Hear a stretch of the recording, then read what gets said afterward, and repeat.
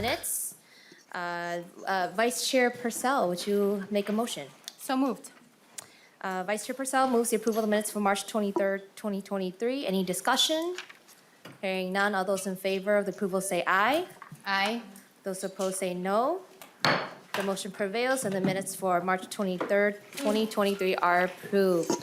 Members, we have one bill on the agenda today. That is the House Ag Omnibus Bill.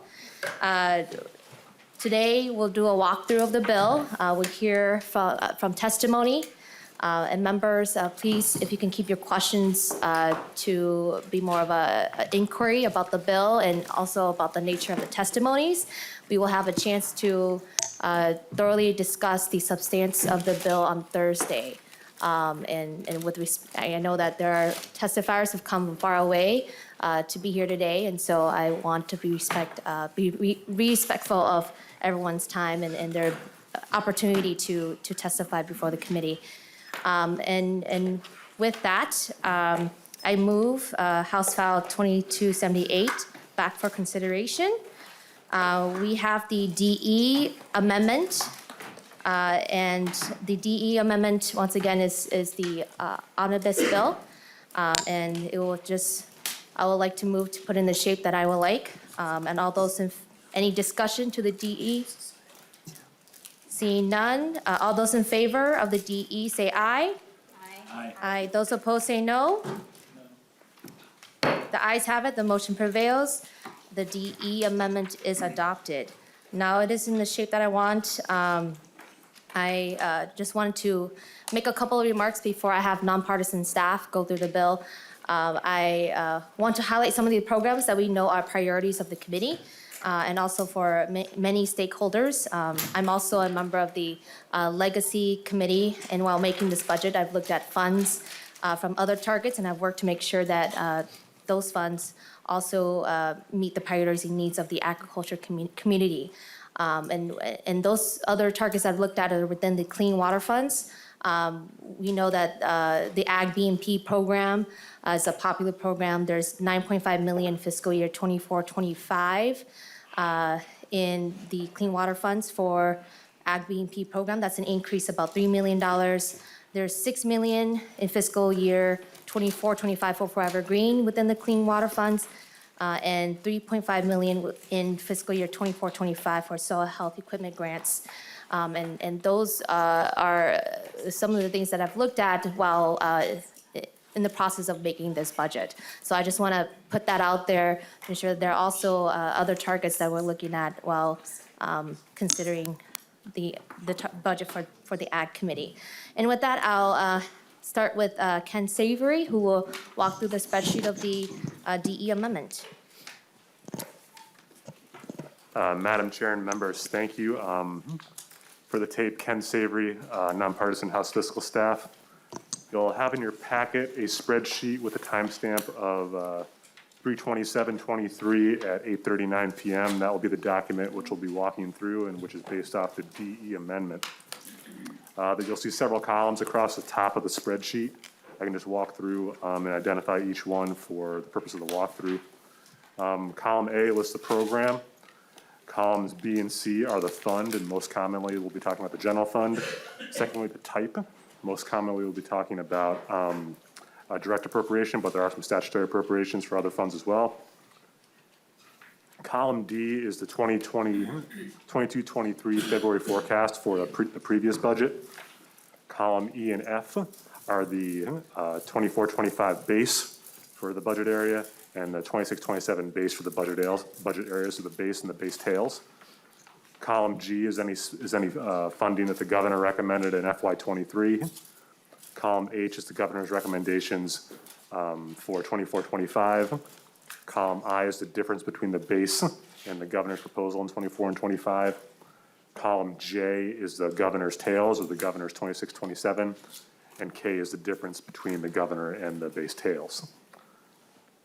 Most importantly for today is the DE amendment in the following last columns, which is column P, which is the DE amendment for 24 and 25. The DE makes no changes to FY23. That is why there is no 23 column for the DE amendment.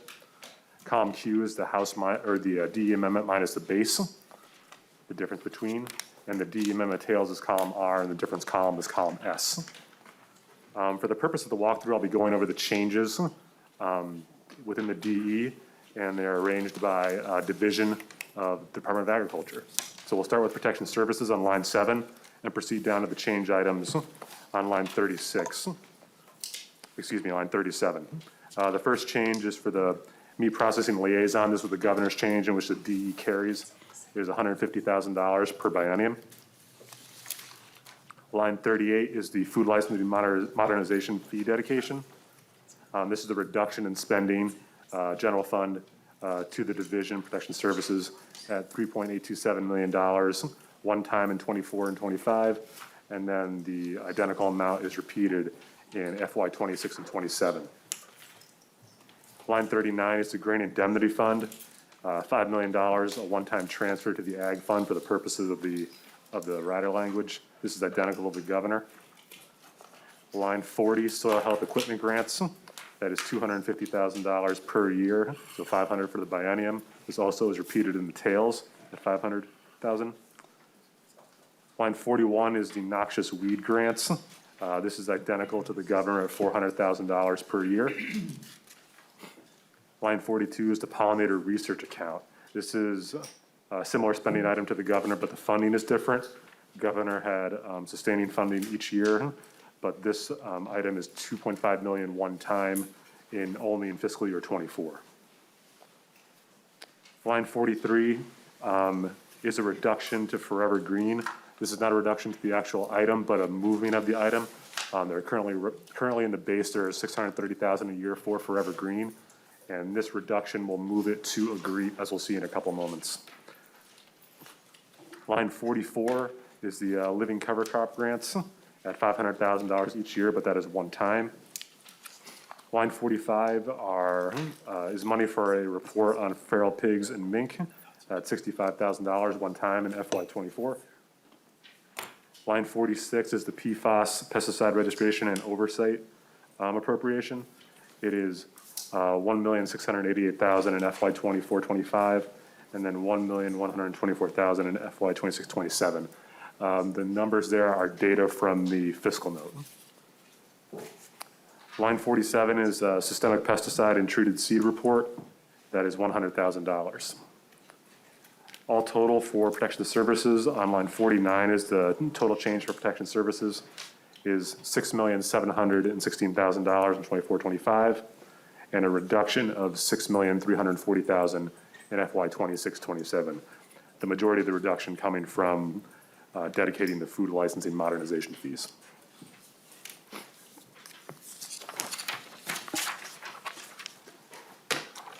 Moving on to non-general fund items for protection services. Those start on line 67 and continue on line 68. This is just a federal match for the meat processing liaison at $75,000 per year. Additional spending on line 69 from food licensing modernization out of the ag fund. This is identical to the governor's recommendation and it was in the governor's proposal information. Line 70 just shows the ag fund now having the ability to spend the $2.5 million that was transferred to the ag fund from the general fund for the pollinator research account. Line 71 is the food retail plan review fee modernization at $89,000 per year. This is identical to the governor's proposal. Line 72 shows the additional collection of ag fund fees that accompany the grain indemnity fund. This was information from the fiscal note. So that would be $1.5 million a year of spending in FY 25, and then the same amount in FY 26. Line 73 is the fertilizer tonnage fee increase. This is additional spending out of the ag fund at $750,000 a year, starting in fiscal 25, and then continuing into the tails at the same amount. Madam Chair, that concludes the protection services and for changes, and we can go down, proceed to line 96, and then proceed down further to line 99, which is the first change for promotion and marketing division, which is $75,000 each year in FY 24-25, and the same amount in the tails. This is half of what the governor proposed at $150,000, but for a similar for the same purpose. Line 101 is cooperative grants. This is the DE only item at $200,000 per year, so 400 for each biennium. And in total for the general fund changes for protection, or for, excuse me, for promotion and marketing is 550,000 on line 103, and the same amount in the tails, 550,000, line 103. There are no non-general fund changes for promotion and marketing, so we can proceed now to agree and agri. Line 154 is the changes to the agri program, and then following that will be the changes to agree. Line 155 is a increase to the undesignated area for agri. That increase in FY 24-25 is $270,000, and the increase in FY 26-27 is $6,958,000. Members will recall on line 156, agri is scheduled to sunset once this budget reaches the tails. This DE amendment extends the sunset by 10 million each year for a total of 20 million of extension of the extension item of agri. Line 157 is a $2 million increase for agri livestock processing, which is 2 million for 24 and 25. This increase does not go into the tails. Line 159 is the governor's item for entrepreneurial support. The DE position is $100,000 per year, which is different than the governor. Line 162 represents the elimination of up to language in agri. The three programs, excuse me, I missed one. Line 161 is the balance set of payments for claims to backfill. This is a $2 million increase for that program, but specifically for backfilling claims in FY 24 and 25. So $2 million total. And then line 162, line 163, and line 164 represents the elimination of up to language in the previous agri rider. Those dollars are now as designated spending within agri, and those increases are as follows. Line 162, urban and youth agriculture, is now $1 million per year in 24 and 25, and also in the tails. Line 163 is the Good Food Access Program, which is $500,000 per year. Line 164, which is the Farm to School Program, which is $1 million each fiscal year. And that concludes the agri increases. If you'll go up to the top of this, the middle of the spreadsheet, back to the agri total, line 135 is the agri amounts in comparisons to base. So on line 135, you'll see that agri in FY 24-25 is increasing $9,470,000 from base. And in the tails, there was no previous base.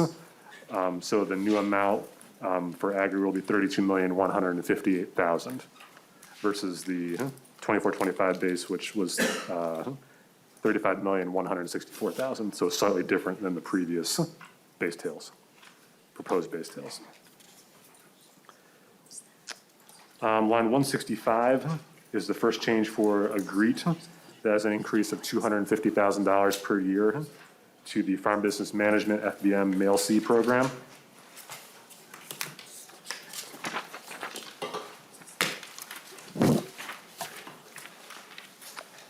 Line 166 is where Forever Green was moved and then increased by $30,000 a year, so this, or $60,000 a year one time. So the new amount for Forever Green is $690,000 in FY 24-25, now housed within AGREET, and $630,000 in the tails. Line 167 is an additional Forever Green item. It is $1 million now within AGREET for Forever Green for equipment. And then line 168, another AGREET item added to the total, $500,000 each year, but only in FY 24-25, so one-time funding for the Deep Winter Greenhouse Program. And that concludes the value-added area. Well, we can go on now to admin and financial assistance. The change items for admin and financial assistance start on line 229. Excuse me, 228. 228 is an increase for operations for the department, the maintain current service levels item. It's $5 million in FY 24-25 and $6,022,000 in FY 26-27. Line 229 is the RFA capacity increase. This is identical to the governor's proposal at $150,000 a year. Line 230 is an appropriation to the department for information technology modernization. This differs slightly different from the governor, but is similar in amount at $2 million, where the governor was at 2.4. Line 231 is the emerging farmer office expansion, which is $250,000 each year. Line 232 is the beginning farmer equipment and infrastructure grants. That is $250,000 each year for that change. Line 233 is a transfer to the ag emergency account at $1 million one time, only occurring in fiscal year 24. Line 234 is an increase to Second Harvest Heartland at $250,000 per year. This is identical amount to the governor. The next item is line 236, which is the climate implementation coordinator at $150,000 per year in 24 and 25 and in 26 and 27. Line 238 is a grant through the department to the Good Acre Leaf Program at $100,000 in 24 and 25 each year, but no funding in the tails, so one time. Skipping down several lines, you'll see line 247, which is heritage oilseed research. That is $1 million each fiscal year, but only occurring one time. Line 248 is the meat processing training grants. That is $1 million total for the biennium in 24-25, but only occurring one time. Line 249 is the dairy program with an I, $3 million one time in fiscal year 24. Line 250 is for hemp fiber processing grants. That's $1 million each year in 24 and 25, but no funding in the tail, so one time. Line 251 is the Minnesota Ag Education Leadership Council, or better known as MALC. That's a $100,000 increase from base in FY 24 and 25, and the same amount, identical amount in 26 and 27. Line 252 is the Community Developmental Financial Institution Technical Assistance Grants, or CDFIs. That is $150,000 each fiscal year in 24 and 25. That number also continues into the tails. All told, on line 254, or all totaled, for changes to admin financial assistance is $18,800,000, line 254, and then $8,622,000 in 26-27. Additionally, for admin and financial assistance, there is one non-general fund change, and that is line 267. This is the information technology modernization piece. That is also a governor's change item at $615,000 a year.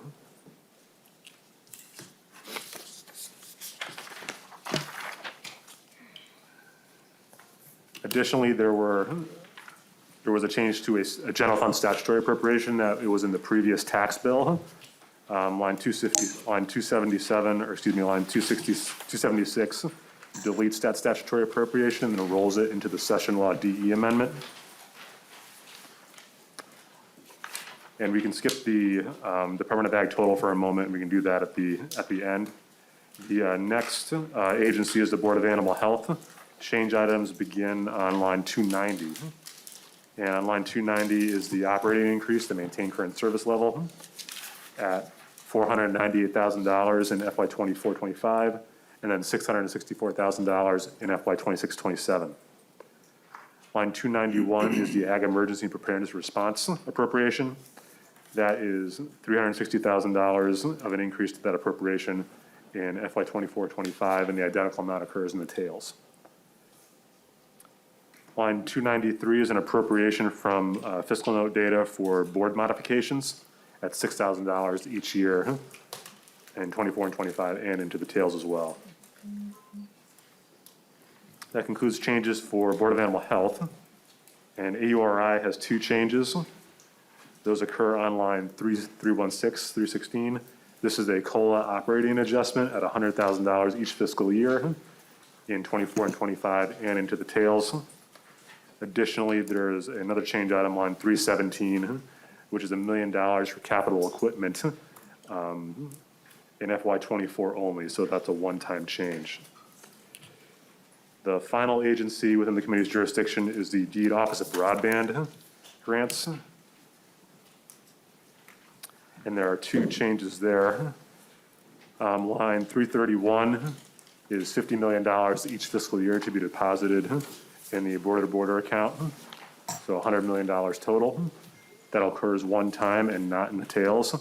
And additionally, line 332, there's a carve-out of that amount. So of the $50 million, $20 million is for the low-density pilot program, and that occurs only one time in 24-25. Totals for all the agencies begin on line 335. And so I'll describe the above base increases for the various departments. Line 336, the Department of Ag received a $39,416,000 increase from base in 24-25 and a $36,750,000 increase in 26-27. Line 337 is the Board of Animal Health. That's a $1,230,000 increase in 24-25 and $1,396,000 increase in 26-27. AURI is a $1.2 million increase in 24-25 and a $200,000 increase in 26 and 27.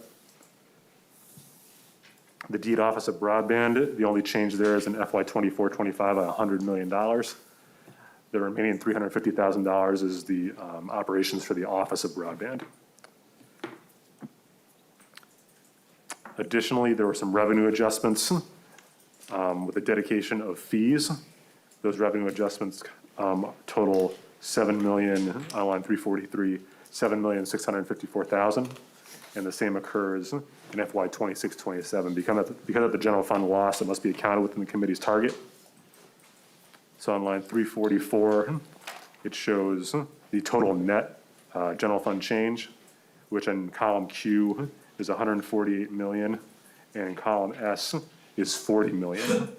The combined total of the committee's two targets as designated by Ways and Means is $148 million in FY '24-25, and FY '26-27, it was $40 million. So this DE amendment has exhausted the resources through the budget resolution. I won't spend a lot of time, Madam Chair, on lines 357, 358. These are just revenue, non-general fund revenue adjustments to change items that I've already kind of gone through.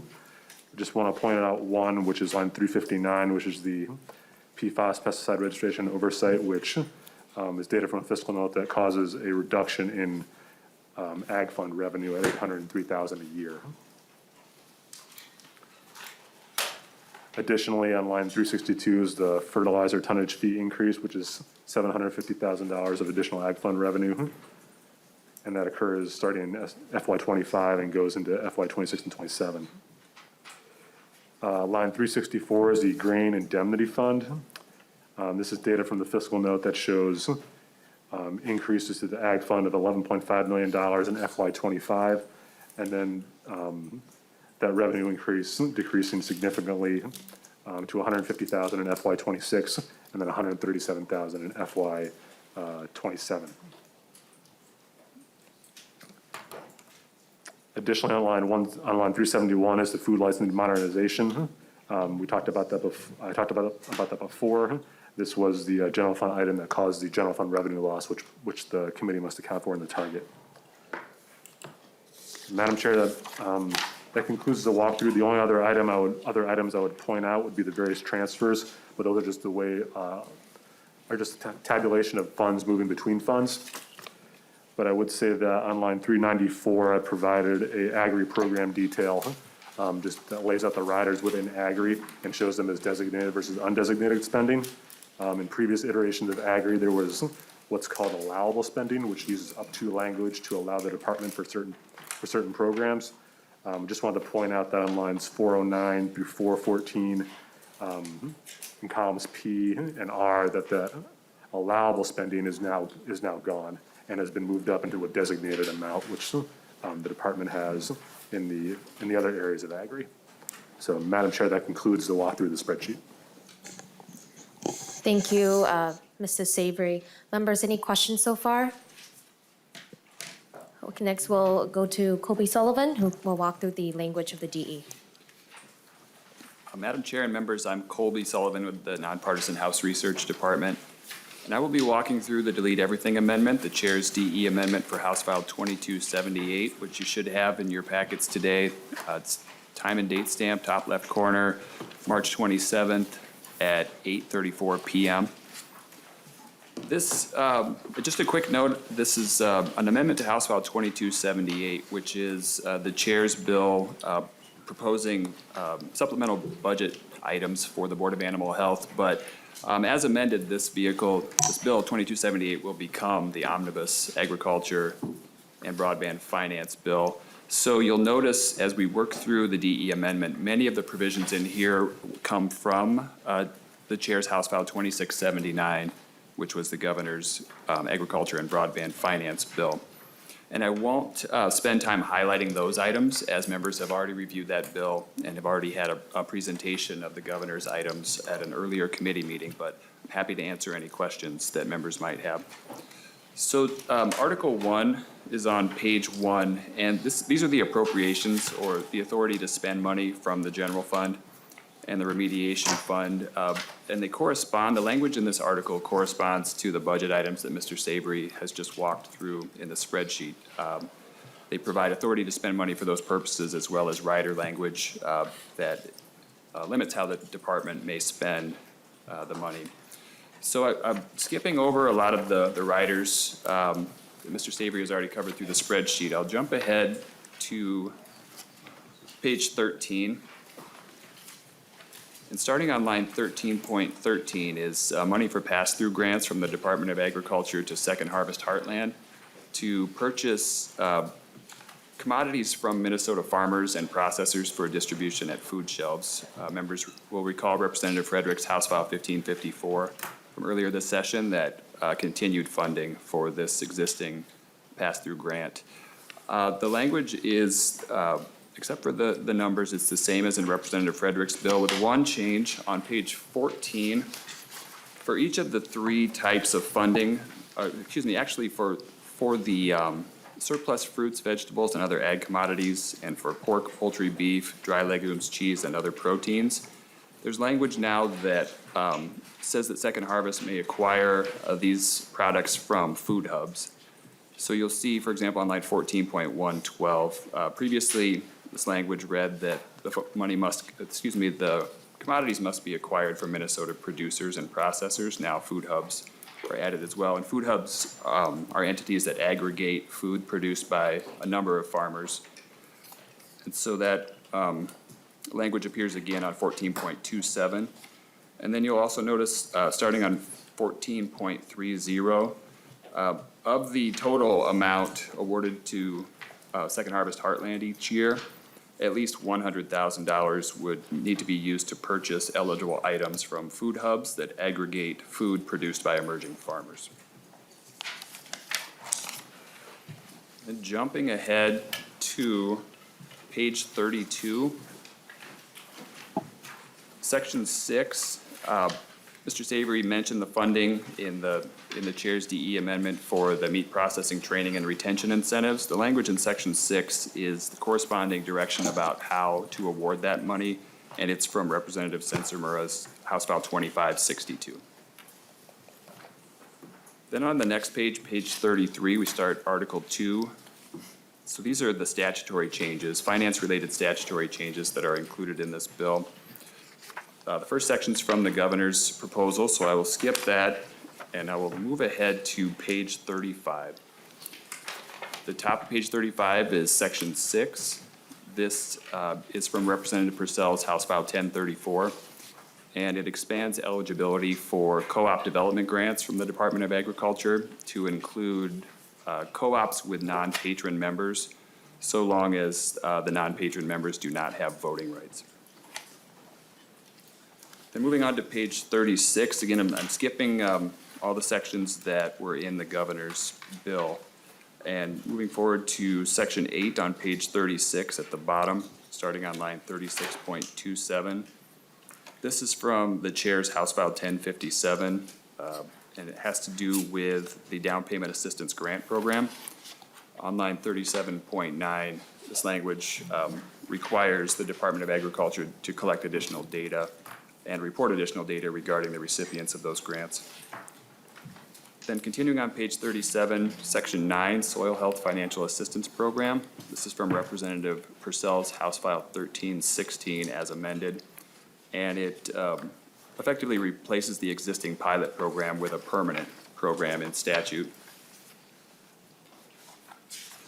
Moving on then to page 41.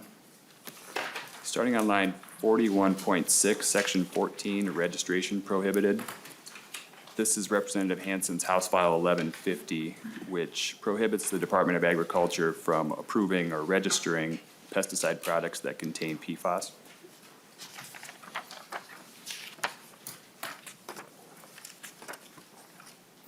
Moving ahead then to page 48. Beginning with section 25 on line 48.12. These are provisions from the chair's House File 2946 as requested by the Department of Agriculture, changes to the department's hemp development program. That's sections 25 on 48, and on page 49, sections 26, background check, and section 27, rulemaking. Moving on the next page, page 50. The top of that page, line 50.4, section 28, hemp fiber processing equipment grants. This language comes from the chair's House File 2773. Then on page 52, section 33, which begins on line 52.4. This is from Representative Hansen's House File 911, which would increase membership of the Board of Animal Health and change the qualifications for the members of the board, as well as the appointment of the director, and eliminates Senate confirmation of board members. Next section, section 34, this is a new section, technical addition. The Department of Agriculture and the governor proposed eliminating an existing section that appropriates money received from the federal government for chronic wasting disease response to the Department of Agriculture. This section 34 on line 53.15 is just a corresponding cleanup of a separate statute that makes reference to the statute that would be repealed later in this article. On the bottom of 53, we start a number of sections from Representative Tabke's House File 1477. These sections, members will recall from earlier this session, modify the bioincentive program administered by the Department of Agriculture that provides incentive payments to producers of eligible biofuels, renewable chemicals, and biomass thermal energy. So the first section is section 36 on the bottom of 53. And these sections continue through pages 54 and 55, all of 56, all of 57, and the top of page 58. And Mr. Savory mentioned that the DE amendment includes $1 million a year to make up for prior pro rata payments the department issued due to a shortage of funding. The language that I've just talked about, that's from Representative Tabke's bill, requires the department, if a producer applies for that deficiency payment, the department will award that money using the $2 million appropriated in this act. Then continuing on page 58, about halfway down, section 42, report incentive programs. This is also a change to the bioincentive program statutes, but it's from Representative Hansen's House File 475. And it would require recipients of bioincentive payments to provide additional information to the Department of Agriculture and the agency. The department would in turn report that information to the legislature. Then on page 59, starting on 59.10, a series of sections from Representative Cha's House File 2718 as amended, which established a new grain indemnity program for Minnesota farmers. That's section 43 and through the rest of page 59. It's all of pages 60 and 61, all of pages 62 and 63, pages 64 and 65. And I should note, this language is as amended in committee, so amendments that were adopted in committee to this language are reflected or should be in this language. Page 66, all of page 67 is still Representative Cha's grain indemnity language. All through the top of page 68, where then we have section 50. This is extension. This is Representative Purcell's House File 1316 as amended, also on the topic of the Soil Health Financial Assistance Program. This is just a technical change that extends the existence of the pilot program until the final report required under that program is submitted to the legislature. Then, starting on 68.6, section 51, this is a modified version of Representative Hansen's House File 2472 regarding regulation of seed treated with a systemic pesticide. Representative Hansen's bill would require the department to develop and implement a program for the regulation of such seed. This language requires the department to prepare a proposal to regulate systemic pesticide-treated seed and to submit that proposal to the legislature no later than February 1st, 2024. Page 69, the top, section 52, this is the feral pigs and mink report from Representative Hansen's House File 2387. The repealer on 69.12, these are all sections of current law that would be eliminated under this bill. These provisions were pulled in from a number of the bills that I've already mentioned, governor's bills and member bills. The one thing to note on 69.16, the repeal of 41A.21 subdivision 6, that's the statutory appropriation for the Oriented Strand Board Production Incentive Program that Mr. Sabry mentioned that was added via the tax bill in 2021. Then finally, Article 3, the last article, starts on the bottom of page 69. This is the broadband development appropriations. Moving on to page 70, Mr. Sabry has already talked about the amounts. You will note on line 70.11, he mentioned accurately that there's an increase in the first year of $50 million over base and $50 million in the second year. The reason that on 70.11 it says $75 million is that last year the legislature established a base for fiscal 2024 of $25 million. So the new 50 plus the base equals 75 million in the first year.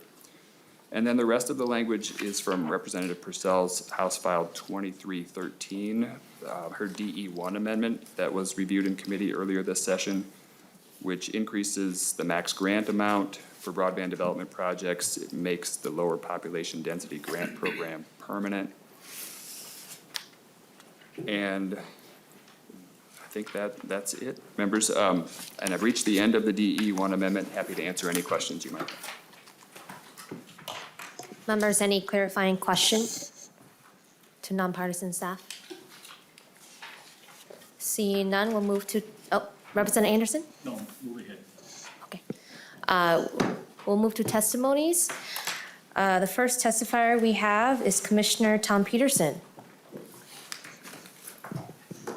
And if testifiers can keep their comments, remarks to under 3 minutes, we would appreciate that very much. Commissioner Tom Peterson, if you can identify yourself for the record.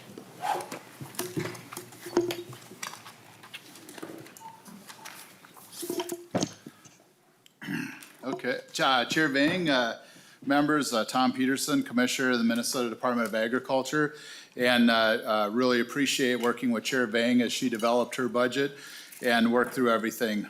Many of the pieces in this bill do reflect the governor's priorities in the bill that we've walked through and presented to you before.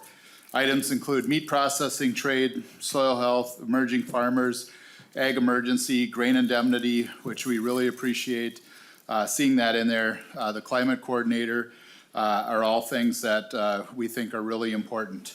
I also just note that, as the chair said, many of these things that we had in our bill, whether it's for evergreen or soil health grants, we're excited to see in the clean water proposals, and hope that that holds together as we go through the process, because it can build a nice package for agriculture. One of the big things, just to get to the point in this, is the agri. And if you look at the tails in agri, that is something that's very important, that's been in this committee for a long time. Remember, we used to make, not that long ago, a $70 million investment in that.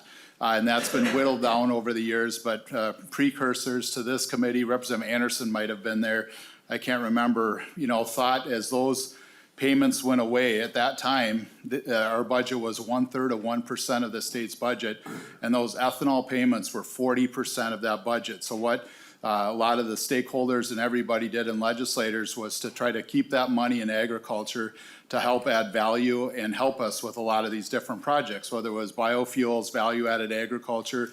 There was a big push for livestock investment grants. So we have to continue, Madam Chair and committee members, I hope, to work on that and preserve agri, keep those tails, because they've done a lot of good. We would not have the farm to school, the good food access, or the urban ag grants if we did not have agri, because having agri allowed chairs back in the time to create those programs at a lower level and then build them up from the scratch. So I appreciate working that with Madam Chair and within the target and the things that you've come up with. I also appreciate the work to help us with our structural integrity of our agency and how we do business. Just like any other business, our agency at the department has been affected by inflation.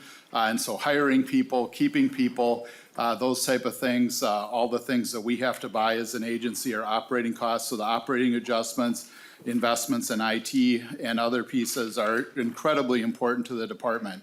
I think there's a couple of things that are not in the governor's budget, but I think are very important, whether it's investing in our dairy program. I've talked about our dairy farmers struggling right now, and we have an opportunity to help them in a meaningful way. The cooperative development grants is something the department supported putting back in the budget, although with no funding, a couple of years ago. The community development financial institution piece, Madam Chair, that's also a very important and interesting piece that can help many of our farmers.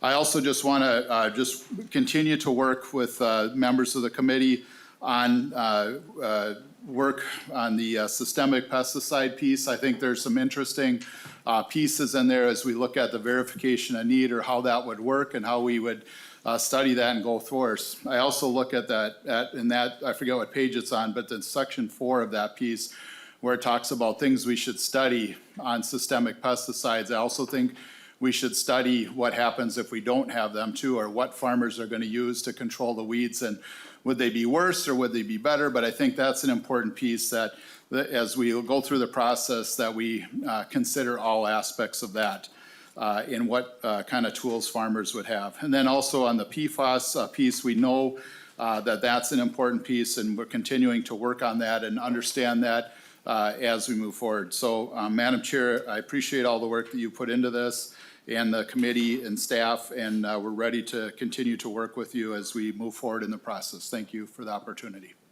Thank you, Commissioner Peterson. Next testifier is Steve Morse, Executive Director of the Minnesota Environmental Partnership.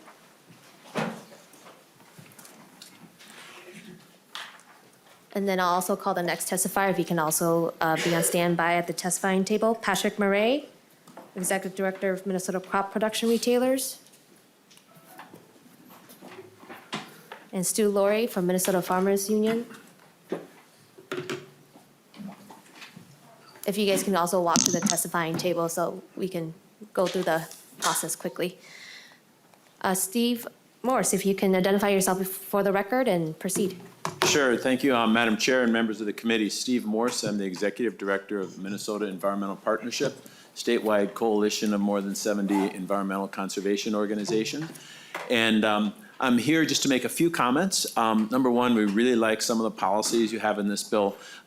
We think the policies around PFAS and ag chemicals, the question about seeds and treated seeds and how we manage those things is very important to our environment going forward. But the main point I'd like to make is I appreciate all the work that you've been through, the hearings that you've had, all the programs that have been brought for your review, and all the heightened expectations that have been brought to you. That being said, it's a little bit of a shock sometimes when those heightened expectations run into the limitations of a budget target. And as much as there are really good things in here, we really feel that the budget target that this committee has is lacking. And we know that's beyond the jurisdiction of the chair and this committee. But let me just say that today, as we sit here, this bill does a lot of things for watershed. It's a watershed moment for agriculture at this point.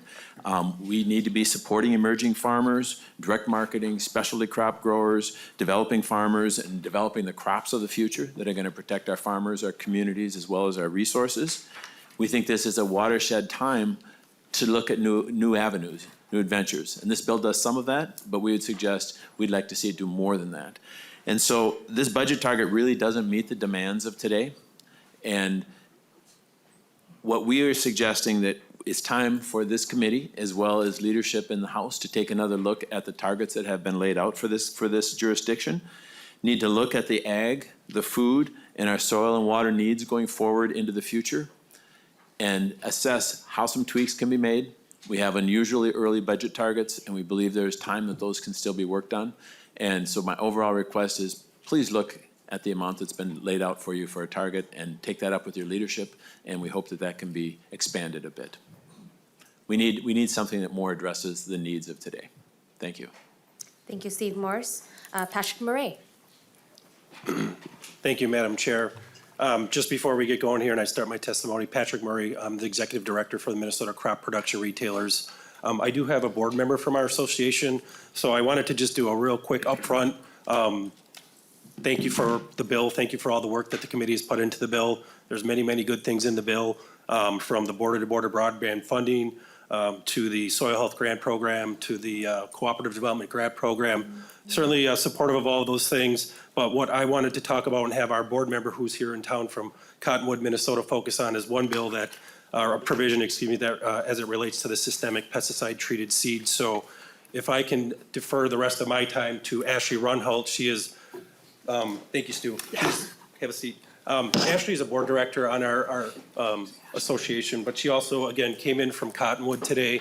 She works for Cottonwood Oil Cooperative. She's the agronomy sales manager, and she actually was up here last week for our day on the Hill, and she said, I want to come back and talk a little bit more about agriculture and treated seed, especially this provision here in the bill. So I'm going to turn it over to her and just let her cover some of those bases that, as an organization, we have some concerns with that provision in the bill. Thank you, Madam Chair. Thank you. Ashley Runholt, if you can identify yourself for the record and proceed. Thank you, Madam Chair. I'm Ashley Runholt. I'm from Cottonwood Co-op Oil Company in Cottonwood, Minnesota.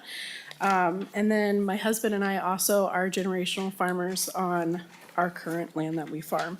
On a side note, I just have to point out that the young girl that's in the office is behaving way better than my daughter would be right now. There's a couple of issues that are concerning to me as the systemic pesticide seed treatment bill is currently laid out. First and foremost, I'm going to kind of summarize a hypothetical scenario, and we're going to assume a couple of things inside this scenario. So we're going to assume first and foremost that ag retailers have the appropriate staff, which we currently do not. We're facing some historical staff reductions in all of ag retail, which is unfortunate, but kind of the nature of the beast.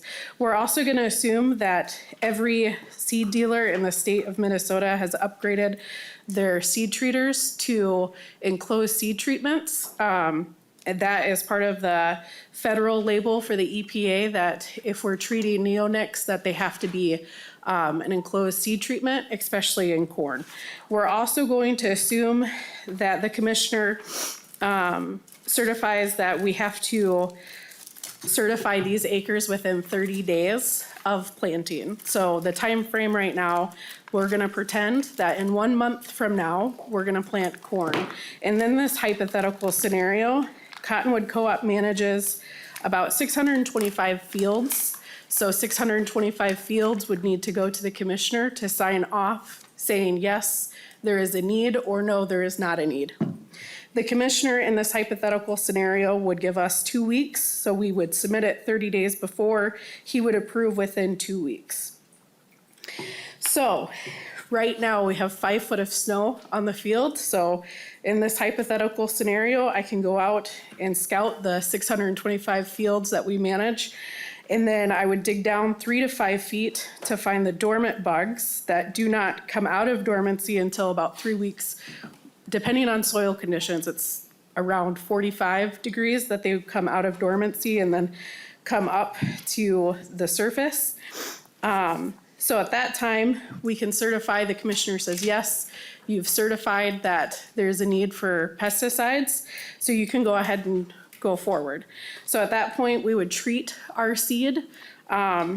Simultaneously in ag retail, we have a ton of things going on. So in that same time period, we're applying fertilizer, we're loading fertilizer, we're applying chemicals, we're loading chemicals, we're delivering liquid fertilizer, we're also delivering beans. Currently, we're delivering corn right now to ensure that the farmers have the seed when they need to plant. So my main concern is just I don't know how this is gonna play out. And it's concerning. It appears that depending on what the commissioner decides and how the legislation is figured out, it could indirectly end up being a ban. And that would make Minnesota kind of an isolated incident. And then on top of that, I don't think right now we can't get untreated corn seed. So currently we treat maybe a quarter of our beans, but all of our corn is treated because that's how we get it from the manufacturer. On a side note, the seed treaters are at least $250,000 that every retail and seed dealer in the state of Minnesota would have to purchase before 2026. As a complete segue off of this, as a mother and a wife of a farmer, I cannot stress enough to everybody in this room that we're not actively trying to pollute anything. We're using BPMs, we're using IPM thresholds. We are extremely careful and diligent with what we put on the ground, how we put it in the ground. And our goal as a farmer, at least my husband and my father-in-law's goal, and many of my farmers' goals, is not today and not this year and not even next year. It's generations from now. As an emerging farmer group, it's very crucial to us that we're making sure that we're using the correct management techniques to ensure that not only is our soil safe for my kids to play on and our water safe for us to drink, but also that my children can inherit a farm that is more productive and more capable of producing a higher yield than what we have it today and more sustainable for today. Thank you, Ashley Ronat. Stu Laurie. Thank you, Chair Vang and members of the committee. For the record, my name is Stu Laurie. I'm the Government Relations Director for Minnesota Farmers Union. And on behalf of our members, I want to thank you, Chair Vang, and everyone here for including key priorities in your DE to HF 2278, putting together a spending bill, as Mr. Morse said, when worthy requests far outpace the funding available is a big challenge, and it requires difficult choices. Of course, that means that some things that we requested weren't entirely funded. That's the nature of the hard work that we do, and we really appreciate what you've included in this bill and seeing our members' priorities reflected here.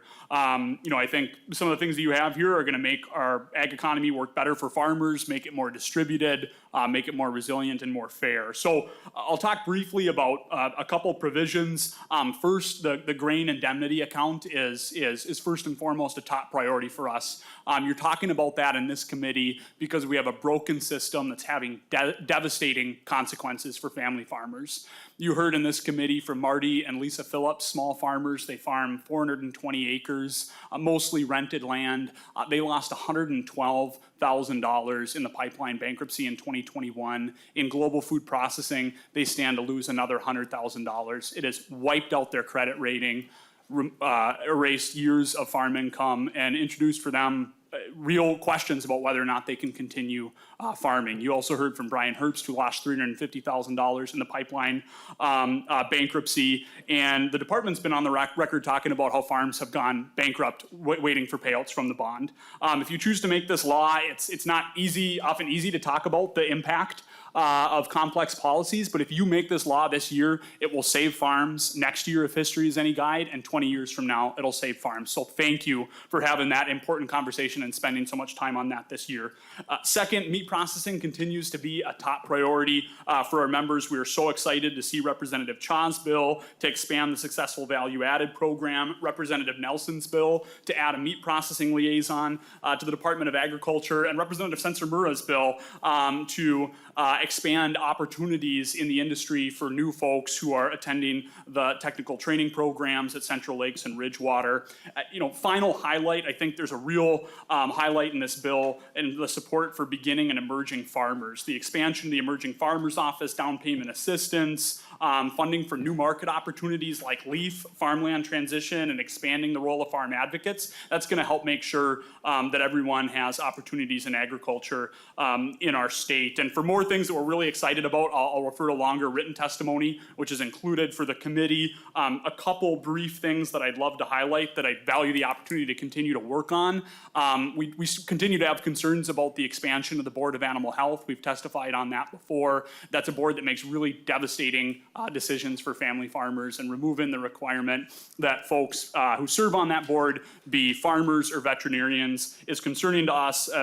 Really welcome further conversations on that. And then would love to continue the conversation on soil health, and recognize that that might cross jurisdictions, but that's one thing that I'd love to find an opportunity to increase funding for. So again, really appreciate all your work on this. Recognize it reflects a lot of work and hard decisions, and I'd be hugely eager to talk about answer questions or talk about anything from my testimony or longer written comments in committee or offline. And thank you so much. Thank you, Stu Laurie. Next is Chris Cohen from Pesticide Action Network. We have Saina Pagan-Kule, Communications Director from Minnesota Farmers Market Association, and Alex Tranell from Minnesota Corn Growers Association. If you guys could walk your way through the testifying table. Thank you, Madam Chair. My name is Chris Cowan. I'm a contract lobbyist with the Pesticide Action Network. And we've also been working with the Midwest Farmers of Color Collective and other immigrant farmer groups, and also work within the Minnesota Environmental Partnership Pollinator and Wildlife Cluster. Just some thoughts about the bill and the committee's action. I thank the chair and all the members for all the hard work that they've done in putting this bill together. It's kind of amazing how it all works out every 2 years, but thank you so much for all your efforts and your input. And I'd just like to say that I think this bill reflects some of the thoughts that I have when I'm doing my work for the Pesticide Action Network. And that is that the Ag Committee is for all Minnesotans. And that, of course, includes farmers, but also non-farmers like myself. And it includes farmers of all situations, whether it be the big commodity farmers or small specialty crop farmers. They can be in the city, the suburbs, the exurbs, or in the country. They can be conventional, they can be organic. And we should hope and promote that these farmers do their best, and that we all do our best to keep the land healthy, the air fresh, and the water clean. So I'd like to thank the committee for all the provisions that help emerging farmers and farmers of color. I'll chime in with what Steve Morse said with MEP, that and I think we're seeing some of this already, that going forward, we need to have more creative problem solving as a remedy for the relatively small target that the ag committees have had to work with. And we need that because there are so many ag issues and non-ag issues that go through this committee that is called the Agriculture Committee, But there are non-ag proponents to it, like, for example, the non-ag use of pesticides that touch so many lives. So we need more protections for the land, for the water, and for pollinators, wildlife, and human life. So thank you for the work that you've done on the pollinator account, the PFAs and pesticides, and the treated seed provisions in the bill. And I was really happy to hear the woman who came up from Cottonwood County and hear her concerns, because to me, that's the beginning of a conversation. And that's a conversation that we're looking forward to having and see what we, at least in my mind, what we can do better in addition to what's going on now. So thank you for being here and sharing that. And just in closing, when you see me, I'm somebody who thinks that we're all neighbors to each other, and we all live upstream and downstream from each other one way or another. So having an ag committee that creates laws and policies that reflect a proper balance of rights and responsibilities that keep our land healthy, our air fresh, and our water clean is what we should all be working on. And that helps keep our neighbors all good neighbors. Thank you. Thank you, Chris Cohen. Sina, if you can identify yourself before the record and proceed. Thank you, Madam Chair and members of the committee. I am Sina Plagencool, Communications Director with the Minnesota Farmers Market Association. On behalf of MFMA and our record high now of 373 farmers markets and their over 10,000 vendors and thousands of direct marketing farmers, so many who are emerging and beginning farmers. I'm here today to ask for support for our farmers markets.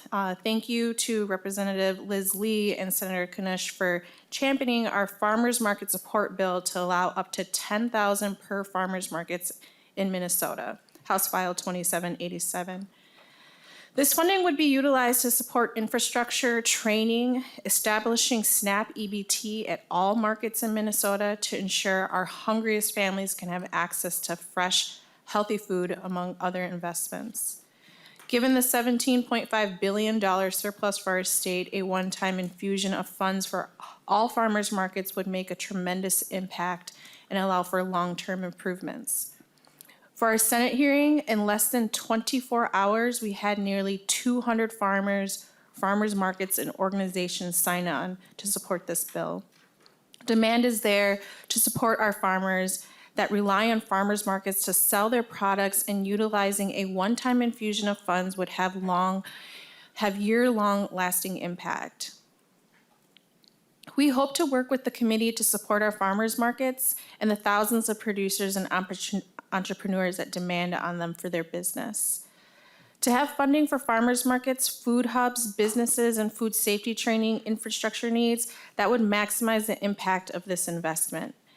Investing in farmers markets, it's like a sign of spring. Producers in this sector are the most diverse in ethnicity and gender, the youngest, employ more soil health and conservation practices, and are actually growing in the numbers of farmers on our land.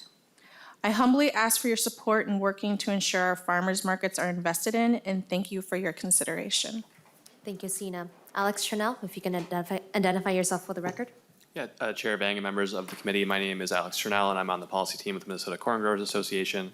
MCGA represents nearly 7,000 family farm members around the state, and thank you for the opportunity to address a few of the items that were in the DE1 today. The first item that I wanted to focus on is we strongly support the $3 million per year for the Biofuels Infrastructure Grant Program, and thank you to Representative Frederick for carrying that bill this year. This grant program will allow will help offset some of the upfront costs that fuel retailers face to begin offering higher blends of biofuel, specifically E15, which is often marketed as unleaded 88. And by helping to offset some of these upfront costs, the retailers will be able to offer a higher octane fuel that is cleaner burning, contributes to reduce air pollution without sacrificing vehicle efficiency. Last year, unleaded 88 sold for 17 cents per gallon, less compared to regular 87. And while there is still lots of room to grow through this investment, Minnesota will be able to approach nearly 500 stations offering unleaded 88, which is the highest number of locations in the nation. The second item that I wanted to highlight was around the Soil Health Financial Assistance Program. I know given the target that the committee had a lot to balance, I know Chair Vang mentioned at the beginning about some clean water dollars that are available, and we're really excited about that as well. But given the high volume of funding requests that the pilot program received, we would like to work with the committee going forward to find additional ways to get additional general fund dollars into that program and really begin to start adopting these soil health practices on a wider scale across the state. And then the last item I just wanted to mention is around the proposal in this bill that would direct the department to craft a framework for next session for a new systemic pesticide-treated seed regulation program. We did highlight some of our concerns in written testimony earlier this session, specifically around the formal verification of need process that was included. And we would welcome further discussion with the committee on this proposal as it moves forward.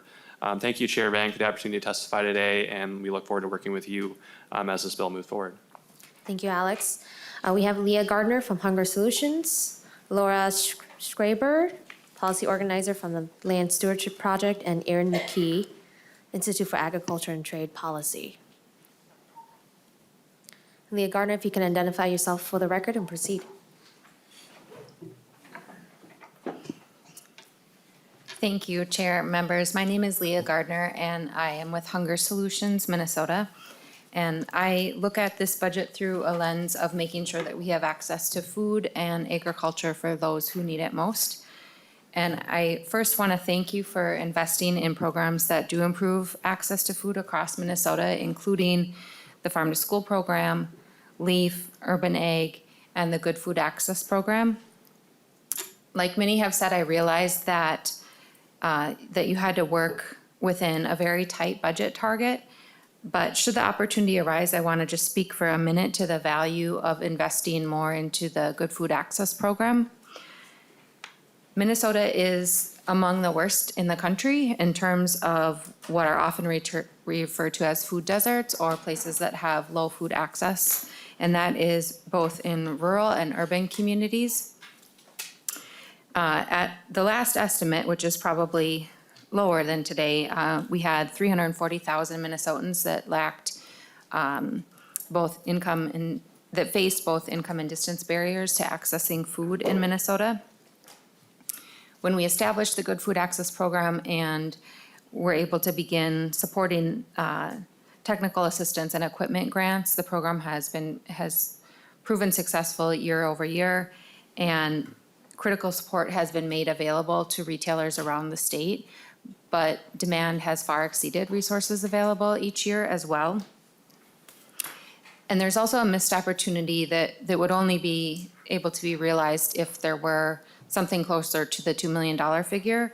And that's the opportunity to invest one-time money into providing access to capital for food retailers. If we were able to invest one time into a revolving loan, we would be able to realize something that we've been trying to do since this program came into being. And that is to not just support existing food retailers, but allow new retailers to come in where maybe they have already gone away and are sorely needed. With that access to capital, we would be able to, with one-time money, support new retailers emerging in communities that need it most right now. So I thank you very much for your time and consideration. Thank you, Leah. Laura Schraber. Thank you, Madam Chair and members of the committee. My name is Laura Schreiber. I'm a policy organizer with the Land Stewardship Project. Thank you so much for your hard work this legislative session to build a balanced and innovative budget that will make tangible impacts for our farmers and rural communities. Regarding the DE amendment, LSP is especially excited about the inclusion of the meat processing liaison position and small meat processor training grants. Thank you to Representative Nelson for your leadership there. And thank you to Representative Purcell for being a champion for Farm to School and to the chair for including $100 million for this important program. Also, the Good Acres LEAF program, increased funding for the down payment assistance program and the Emerging Farmers Office, additional funding for the Soil Health Financial Assistance Program, hemp processing grants, continuous living cover, supply chain development grants, the Grain Indemnity Fund, and farm advocate services. As I have limited time, I'm going to focus primarily on things we would like to see adjusted or built upon. I encourage you to look at our letter, which was shared with the committee and we'll email out afterward. So some areas that we would like to welcome the opportunity to work on is LSP and the Midwest Farmers of Color Collective have offered language for the down payment assistance grant program that ensures the program is accessible and equitable to those who need the dollars most. We'd be happy to follow up with Chair Vang on this afterward as well. We'd like to see the base budget amount for the Emerging Farmers Office remain stable so that they can sustainably expand year over year with staffing needs. But thank you for the increased amount there. Additionally, for Farm to School, this last year we saw $4.25 million in one-time federal infusion of funds, and those dollars were quickly used up. So thank you for the increase to $1 million, but to really keep momentum going for this, ask the committee to consider further investment and also to support a full-time coordinator position at MDA for this program. Funding for our farmers markets, like Sina shared, many of these markets are incredibly important for our emerging and beginning farmers, since so many of them rely on direct marketing to build their customer base. For the Soil Health Financial Assistance Program, we know there's potentially other dollars in the Clean Water Fund, so look forward to seeing potentially more investment there. But also there is high demand and high barriers to implementing new soil health practices. So we ask that also these funds are limited to practices and equipment that truly do build soil health. So like managed rotational grazing, perennial cropping systems, and seeing those valued more within the program. To be clear, we understand the reality of the budget target and hope there might yet be an increase to it. And we also, though, encourage you to consider repurposing some dollars for parts of the industry that have abundant private investments to ensure that our small and mid-sized farmers, emerging and beginning farmers, local processors and others are invested in to start or transition their business, build a resilient food system, and steward our land, air, and water. Thank you. Thank you, Laura. Erin, if you can identify yourself for the record. Thank you, Chair Vang and members of the committee. My name is Erin McKee, and I am the Community Food Systems Program Director at the Institute for Agriculture and Trade Policy. And as many others have already said, I'd like to recognize the lower ag target than we had hoped for puts you in a difficult position. So thank you so much for doing the hard work to try to balance all the different priorities with so many great programs on offer this legislative session. First off, I'm here representing my interest in Farm to School. I'm on the Farm to School leadership team in the Minnesota Farm to Early Care Network Advisory Group as well. And first of all, I'd like to thank you so much for including early care in the MDA Farm to School and Early Care Grant Program. I love that they can be eligible applicants for this grant, and if we can allow our littlest eaters the ability to benefit from farm fresh products, it'll be huge for them because they depend on those settings for a huge proportion of their nutritional intake per day, and it's a window of opportunity to influence their taste preferences. So thank you so much for that. And we'd also like to thank you for your increase to the Farm to School and Early Care Grant funding and for including that increase in the base as well. As Laura mentioned, the demand is huge, and there was a one-time federal increase to that funding for this current cycle, and they still had more demand than what was available. So they had 5.5 million in demand for the 4 million on offer. So if more money does become available, we would love to see an increase there. Right now, farmers and schools are scaling up to use up that 4 million in funding, and they would love to see that effort be able to continue into the future and those relationships that they build to have a sustainable impact. So we'd love to leverage the momentum of that federal investment and signal the sustainable support to plan around for the future. We've seen some other states like Oregon and Michigan investing something like 10 million. Oregon invested 10 million in 2019 and Michigan invested 9 million in 2023 in a similar program. We'd love to see Minnesota match that investment or at least work our way up to it. We also would urge you to consider if there is space to support that full-time MDA Farm to School coordinator position. That was included in the Senate omnibus bill, and we really see that that providing crucial statewide coordination and support to farmers, grantees, and eligible applicants for the grant program, and it could ensure the success going forward.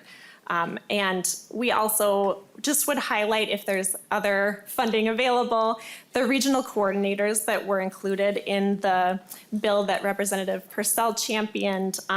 You heard from Amy Haag, who is a coordinator for Dassel, Cokato, Litchfield, and Hutchinson school districts. And she talked about how she was able to leverage, with her 3 small districts, they scaled their local purchasing from $0 to $825,000 worth of local food purchasing in just 3 years. We would love to see stories like Amy's replicated across the state, and we do think that investing in regional coordinators would have a huge impact. And it's also something that's scalable, so even a pilot amount would allow us to document that impact, and a little would go a long way. But I want to thank you so much for your work and for your support so far, and for continuing further investment in this important program. Thank you so much. Thank you, Erin. The next 3 testifiers is Caitlin Bemis from Minnesota Farm Bureau, and Dr. Mitch Hunter for Evergreen Initiative, and Laura Lemke. If you can identify yourself for the record and proceed.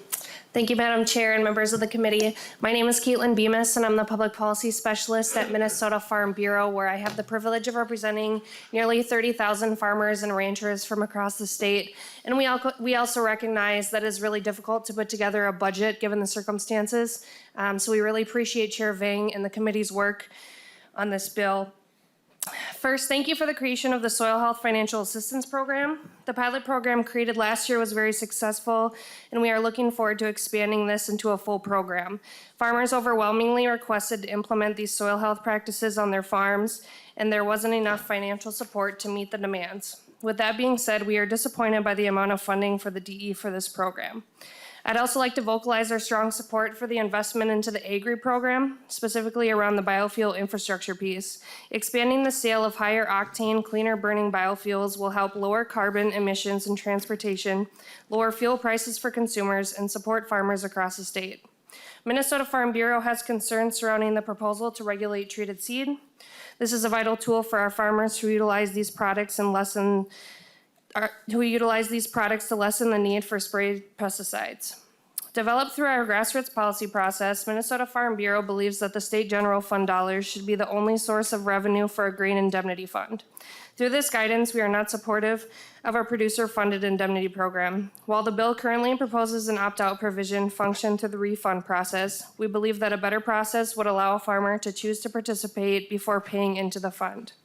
We also appreciate the investment into meat processing, egg emergency account, and vet diagnostic laboratory, crippled and destroyed livestock account, crop compensation damage, broadband, and mental health resources. Thank you for the opportunity to testify, and we look forward to working with you on these topics moving forward. Thank you, Caitlin. Dr. Mitch Hunter, if you can identify yourself for the record and proceed.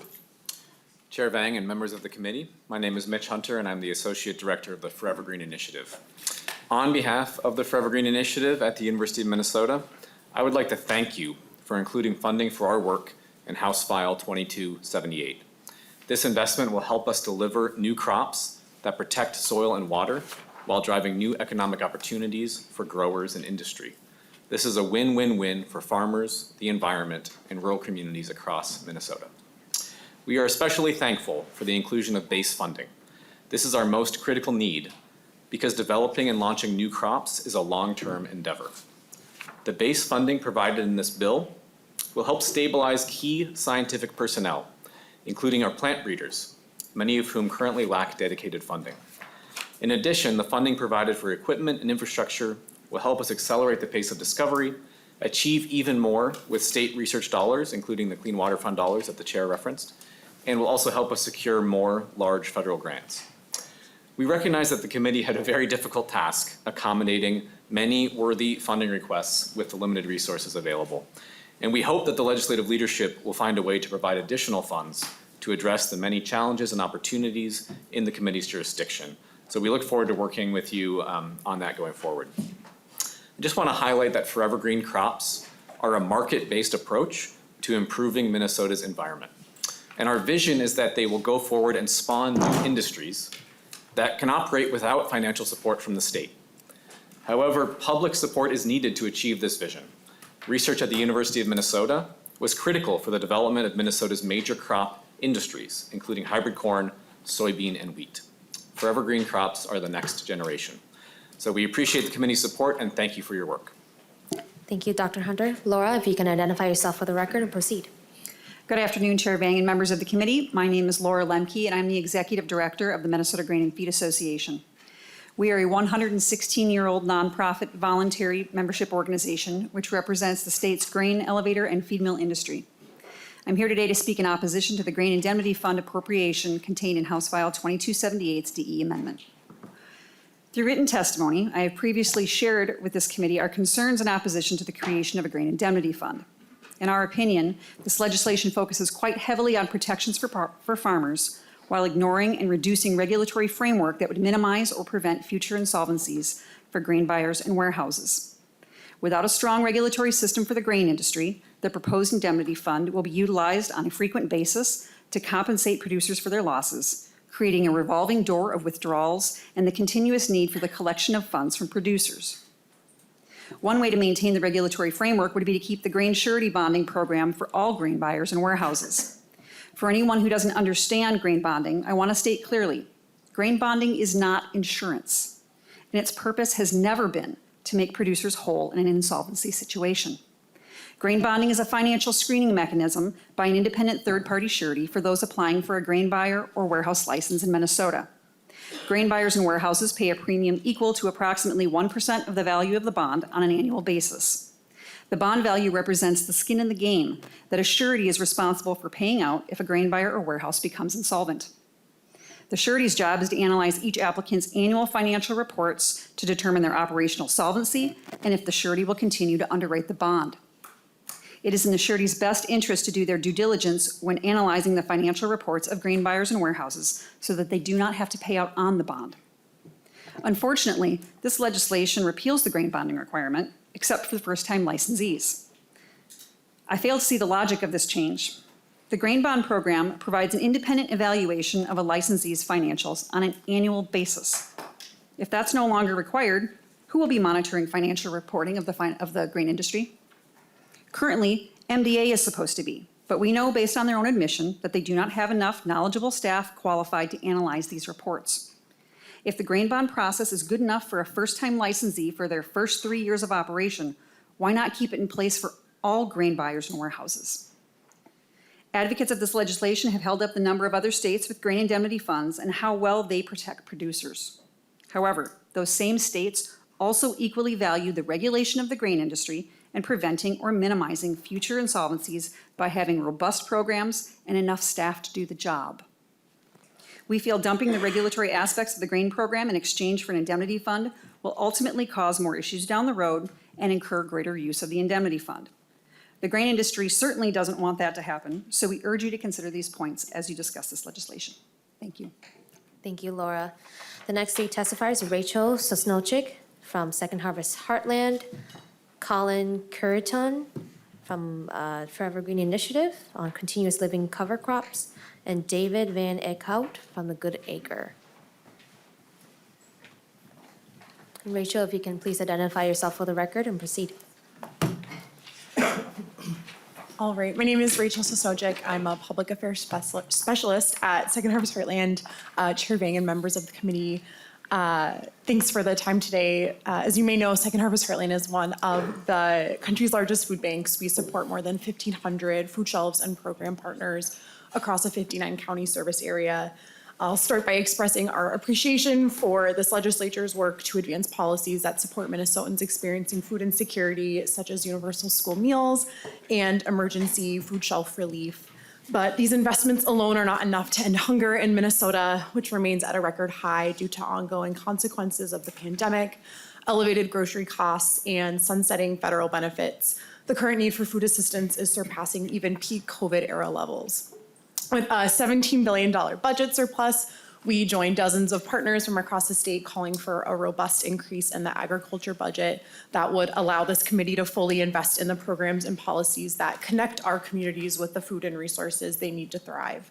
This includes Minnesota's Farm to Food Shelf program, which was heard in this committee thanks to Representative Frederick, and provides our state's food shelves with a consistent supply of locally grown and produced milk, protein, and produce.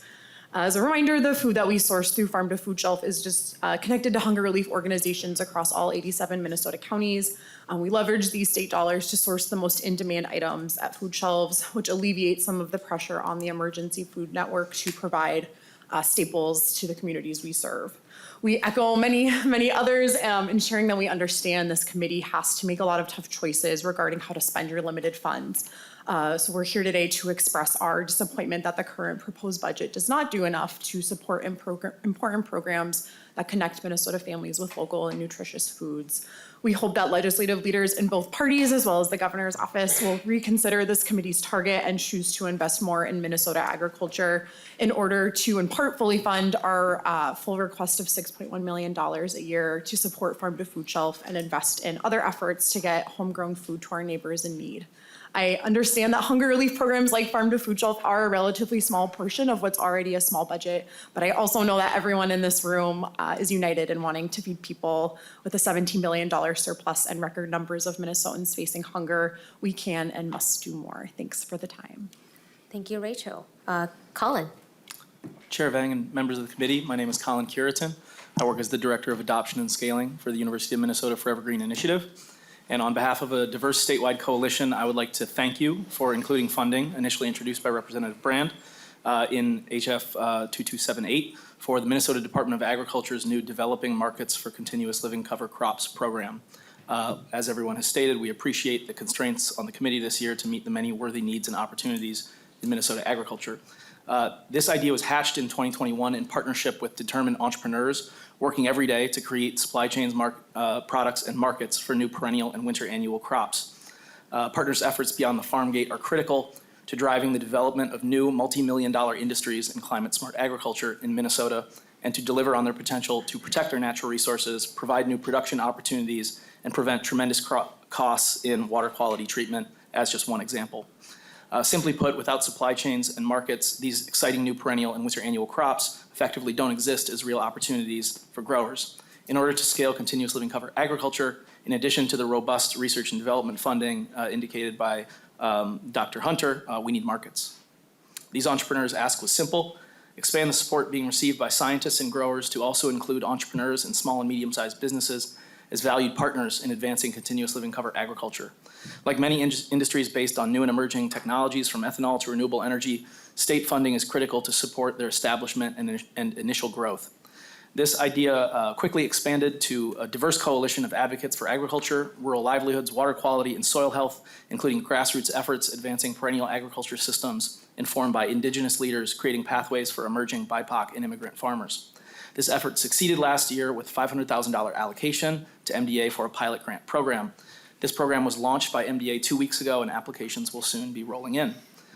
This bill was initially introduced at a higher level to reflect the real needs of establishing at least 4 new climate-smart industries in Minnesota for kerns of perennial grain, winter camelina, hazelnut, and elderberry.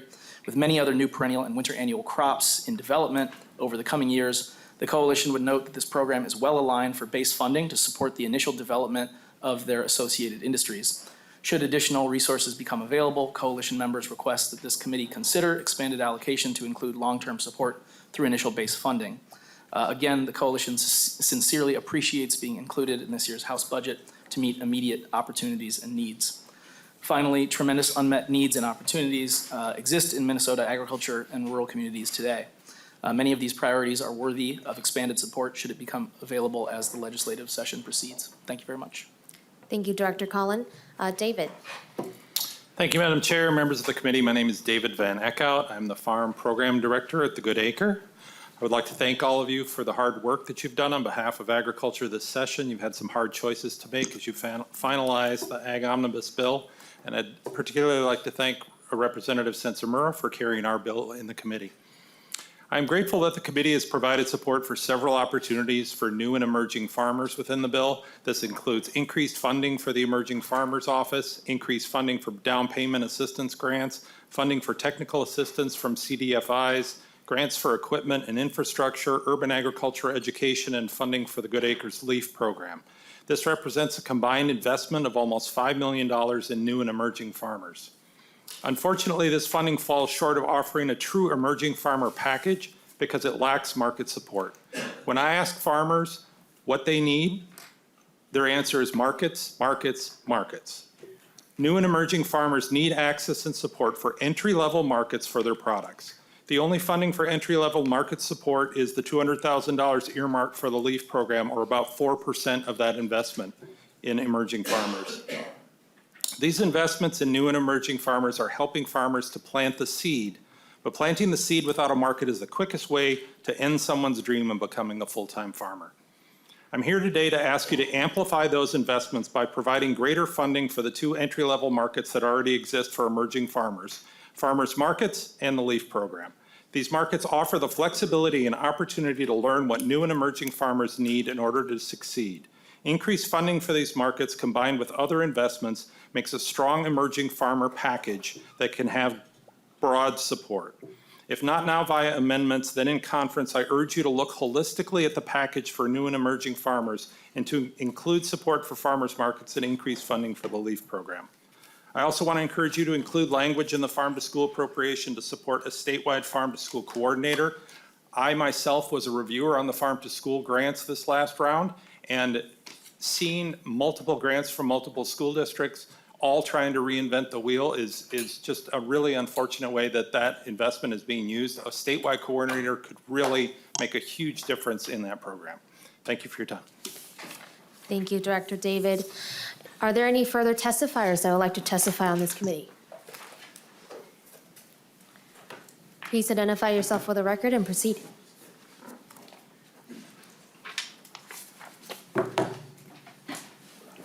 Thank you, Madam Chair and members of the committee. My name is Peter LaFontaine. I'm the Agriculture Policy Manager at Friends of the Mississippi River.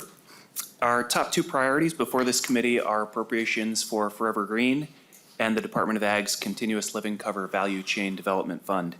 These complementary programs are among the most transformative and forward-looking opportunities in ag today, and our state offers our state a pathway toward revitalized rural communities, improved public health, and a cleaner environment. Moreover, they're programs that have historically and deservedly drawn support from across the political spectrum. Like everyone else that's gone before me, we're grateful for all the work that you've done to include our priorities in this omnibus package, given the constraints you faced. However, the funding levels for both initiatives are far short of the amounts requested, and the need clearly outstrips those marks. The Forever Green initiative routinely achieves a 5-to-1 federal return on state investment, and to illustrate just one element of its work, Forever Green scientists have recently made advances that could position winter annual oilseeds as a major sustainable cash crop on millions of acres in Minnesota and the upper Midwest. Base funding is vital to allow Forever Green to hire and retain world-class researchers, and Clean Water Fund appropriations, while also incredibly important, are not a substitute for this certainty. Meanwhile, the small and mid-sized local companies that make up the emerging value chains for perennial and winter annual crops need our support now if we're to reach their potential and, in doing so, unlock the transformative potential of continuous living cover. As the saying goes, we get what we pay for. Developing new crops and markets takes time, but investing in equipment, facilities, and people can significantly shorten how long it takes to stand up viable enterprises. There's still an opportunity this session to adequately invest in the future of Minnesota farming, and I urge you to work with your colleagues to increase the budget target and prioritize sustainable agriculture initiatives like Forever Green and value chain development grants. Thanks so much for your time. Thank you. Are there any further testifiers? Are there any further testifiers that would like to testify on this bill? Seeing none, I know that we are a bit over time on committee, but I will allow members to ask questions if they have any questions to the testifiers or the testimonies today. All right. Representative Anderson? Thank you, Madam Chair. Just a comment and a question for the Department of Ag on the indemnity fund. We've heard a lot of testifiers here, and many of them have talked about being somewhat disappointed in the funding levels they've received in this bill. And yet we have a $17 billion surplus. So it's amazing the priorities of somebody somewhere to not treat agriculture with the size of an increase I think that this area of our state economy deserves. That's my comment. Now my question for somebody from the Department of Ag on the indemnity fund. I believe Commissioner Peterson is still here, and Deputy Commissioner Andrea Valbo is here too as well. I'll ask my question as you're coming up, Commissioner. Looking in the bill language, I don't see anything that specifies if this bill becomes law, when the checkoff would begin on farmers' grain proceeds. The only thing I see is you would have to make intentions known by May 1st, and I don't think this is going to be finished up by May 1st. So does this mean we're like at least a year down the road? Commissioner Peterson? Madam Chair and Representative Anderson, I have Nick Milanowski with, and I'm going to let him answer that because it's something that we're kind of working through, but there's some caveats to all of this, so he can explain it better. So, Director, if you can identify yourself before the record. Thank you, Madam Chair. And my name is Nick Milanowski. I am the program manager for the Fruit, Vegetable, and Grain Program within the Minnesota Department of Agriculture. To Representative Anderson's question, yes, the requirement in the bill language says that we would have to notify all grain buyers in the state that by May 1st that the collection would start on July 1st following that notification. So if we were unable to make that notification, it would have to be delayed a year. Representative Anderson. Thank you, Madam Chair. That answers my question. And just one additional comment, I think some of the provisions pertaining to treated seeds and such, the PFAS need additional work. The treated seeds thing, I don't think the way it is right now is workable. We heard testimony from the lady who really works in the industry that the spring is an extremely busy time of the year, and just have concerns with that program being workable for farmers here in Minnesota. We will take that up again on Thursday, so thank you. Thank you, Representative. Any final remarks before we adjourn? Okay. Well, I want to thank the committee and members and to the public and testifiers for being here today and taking the time to share your thoughts, concerns, and compliments and feedback. We've heard many issues throughout session, and we have considered many things that have been brought to us. There were several things that I've looked into while creating this budget. You can find bills that make direct investments to farmers and producers, address food access issues, land access issues, pollinator issues, and ensure that the state agencies are able to provide the services for the agriculture community.